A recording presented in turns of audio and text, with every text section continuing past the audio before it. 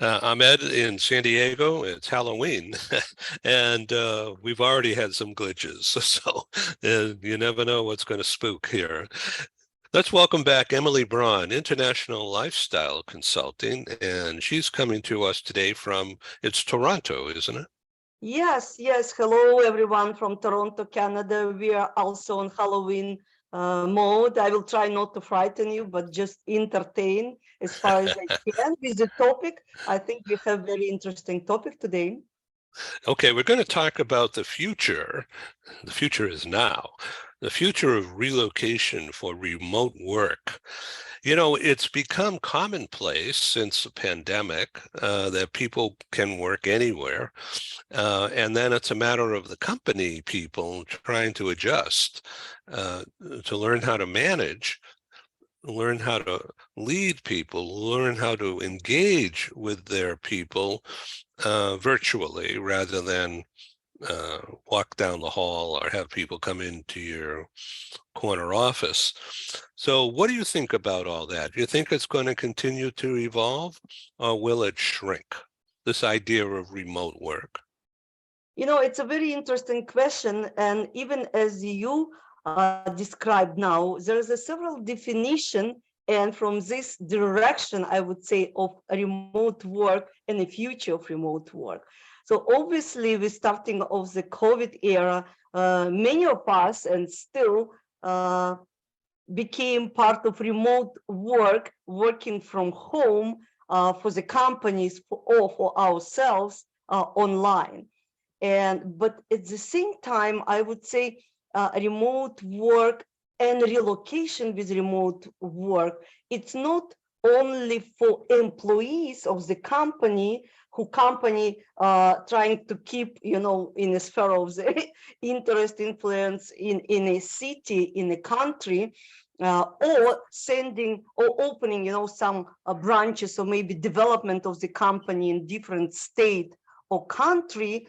For me, for example, and from what I am observing in the world, in the news, remote work provided opportunity for some professionals, I would say more adventures, kind of to decide their future and actually to move to other country, developing their own ideas, companies, or actually being self-employed, working with the same skills, say, as marketers or IT consultants for the company they're working before, or being on the market, to offer their skills to other companies. So in my view, and I've obviously following the news, and I understand that many companies, corporations specifically, and government organization actually trying to invite people back to the office, or it's not very popular, offering hybrid mode, meaning couple of days in the office, couple of days at home, kind of trying to go to the compromise in this sense.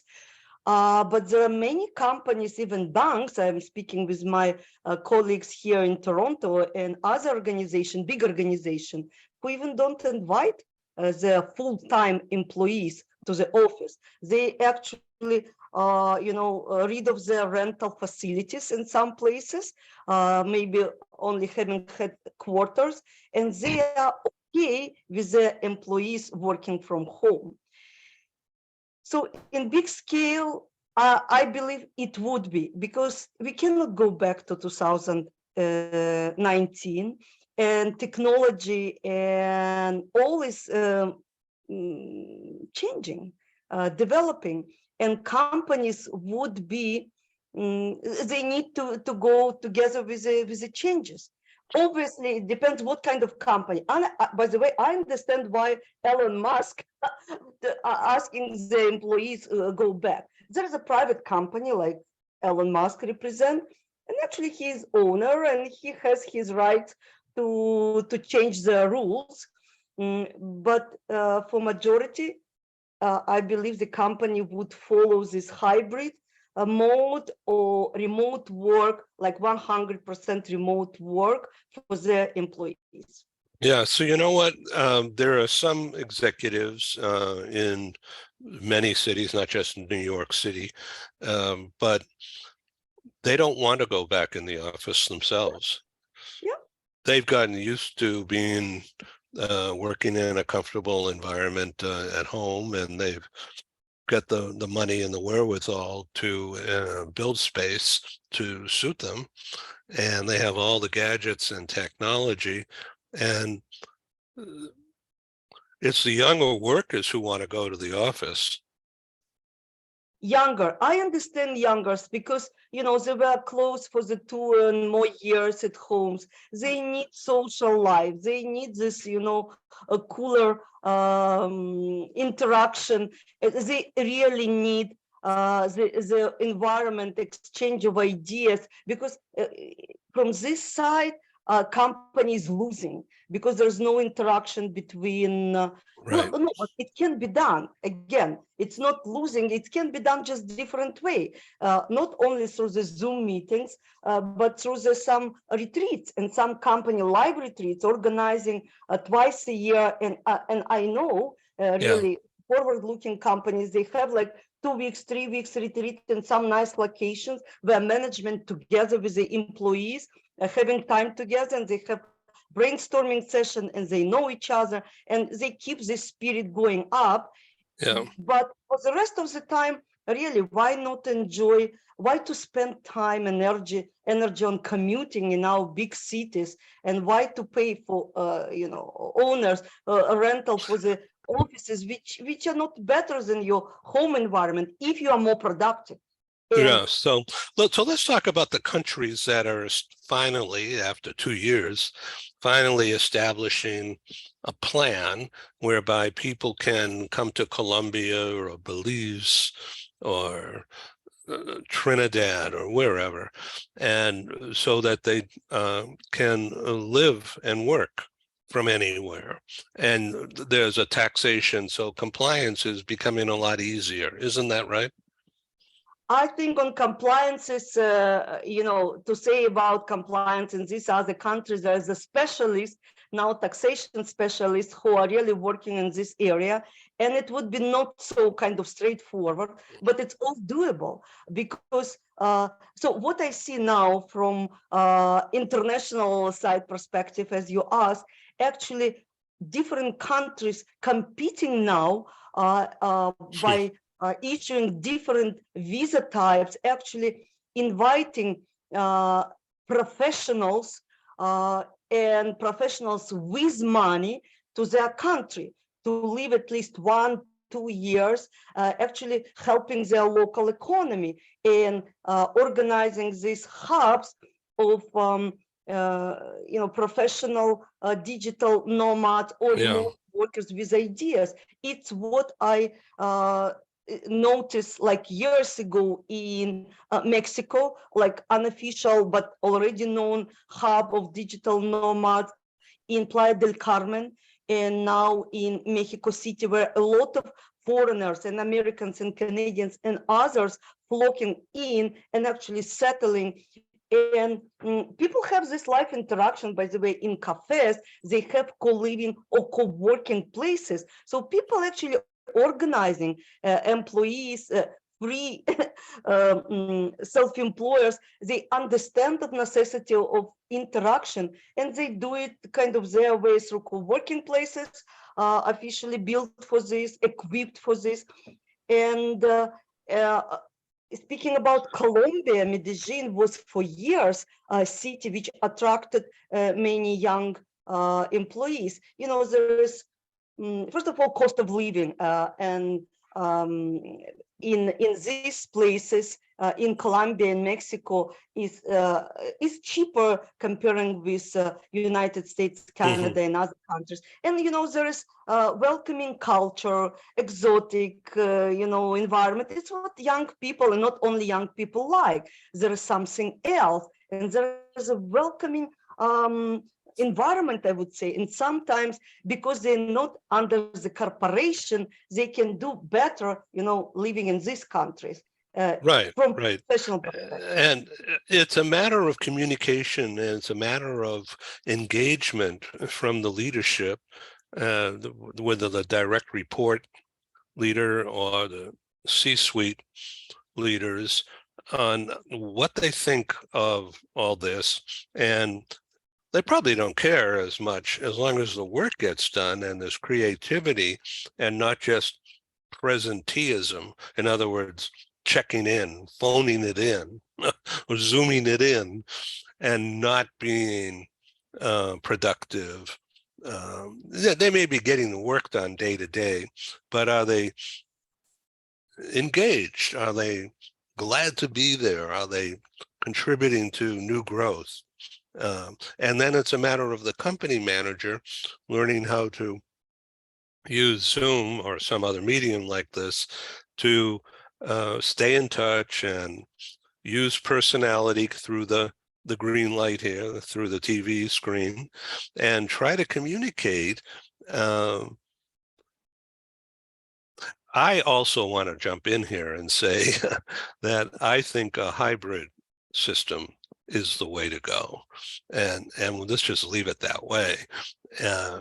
But that allows for commuting. Then, if you're going to need to commute into the central office or some office weekly for a day or two, then that has to be figured out. And I don't have any answers, but I know there are some people who are thinking about it big time because it's a big problem. What's speaking even about hybrid, I know that many from the digital nomad and self-employed remote workers don't like even this idea, because anyways you kind of grounded in your place and city. Anyways, you need to go to the office. And like my recent experience, when I was engaged in some contract and was going to the office, look, it was worse equipped than my home office at this point. And I need time even to settle and to connect to all this. So it's not only commute, it's less comfortable. I didn't see any advantages of being like in this place when anyway, I was communicating with people by Zoom. So what is a waste of time from my perspective? And I would like to outline that it's a different generation of workers now with different mentality. And if managers usually sometimes are baby boomers or close to this, like 50ish 40ish years old, and they used to the certain management style and Yeah. mode. But employees are, Generation Xers, millennials, they have completely different set of values. They have different preferences in life. So for them, their own kind of, work-life balance and even mental health is more important than for kind of our generation. We are more determined to work many, many hours in order to accomplish something. It's just my observation and my understanding of why actually remote work and digital nomad movement will grow despite all the changes, and management should to adjust, because it's their future, they're going forward. And obviously younger generation of professionals, they kind of paving new rules, new road with the rules, which obviously should go together with regulations, and they understand it as well. So I believe it's more kind of pressure on a management C-suite level to understand it and to come to the consensus, I would say, to keep their workers on their workforce. Otherwise, they're moving, they're resigning, and we've seen it for last year or two, and looking for the better kind of future in other countries, which is not good, by the way, for local economy. So we have a few minutes left here. Let's talk about you. And do you have travel plans? Are you going to go live somewhere and work from somewhere in the next 2, 3, 4 months? Yes, I'm planning. I cannot say that I'm like standard digital nomad, but I'm remote worker. And there is a difference in definition, because I can take my work, meaning my computer and my head, and Right. and go to other place. And I'm planning to be in Mexico, because I know in this country many things happening in regards to digital nomads, a lot of remote workers. I am connecting lately from United States, from Canada. They living in Mexico, and they not in a mood to go back. And it's very interesting to me. I have more and more contacts now in Mexico, Americans and Canadians, I mean, which I would like to meet and engage. And I'm very interested in all this movement. So yes, I am, but probably when, it will be snowy in Canada, it would be excellent time for me to land in Mexico, sunny place. So it's not just the beach areas, right? It's in the mountains. And of course, Mexico City itself is such a huge megalopolis. And there are enclaves of internationals that are, well, you'd think you're in downtown Toronto or in Southern Even California. better. Even you knocked it.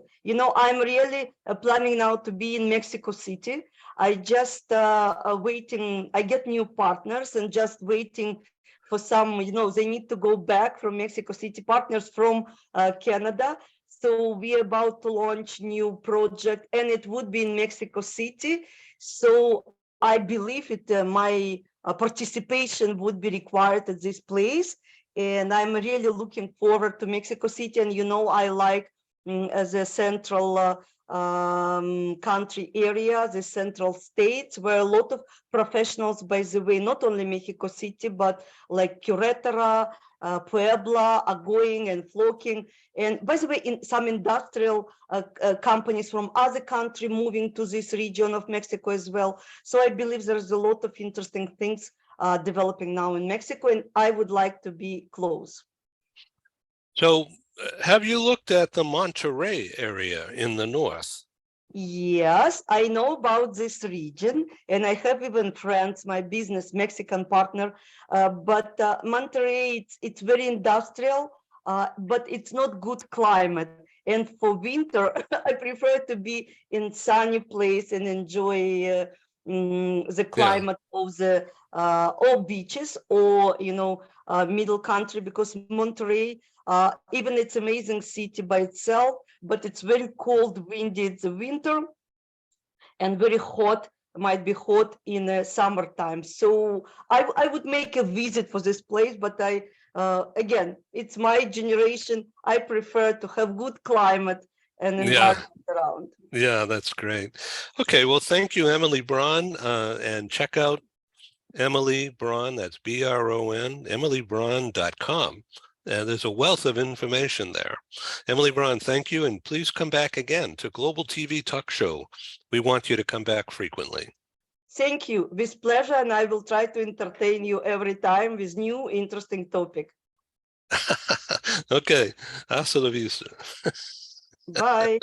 Thank you, Emily Bron. Thank you. Thank you.